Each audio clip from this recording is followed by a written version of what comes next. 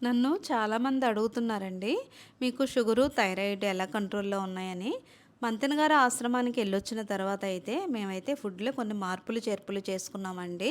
అయితే ఒక్కసారైతే మన ఛానల్‌లో పెద్దవి లాంగ్ వీడియోస్ ఉన్నాయి. ఒక్కసారి మీరు చూడండి. మీకు తప్పకుండా హెల్ప్ అవుతాయని అనుకుంటున్నాను నేను.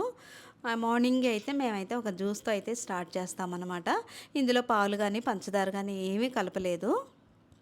తర్వాత బ్రేక్‌ఫాస్ట్‌లో అయితే ఇలా ఇడ్లీ పిండిలో కొంచెం క్యారెట్ తురుము, కొంచెం కొత్తిమీర, రాగి పిండి ఏసాను.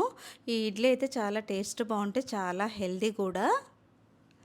ఇంకా లంచ్‌లో అయితే ఇదిగోండి బీట్రూట్‌తో కూర చేశాను. తర్వాత మల్టీగ్రెయిన్ పిండితో ఇలా పుల్కాలు చేసుకున్నామంటే 2 పుల్కాలు తిన్నా మనకైతే చక్కగా కడుపు నిండుగా అయిపోతుందండి.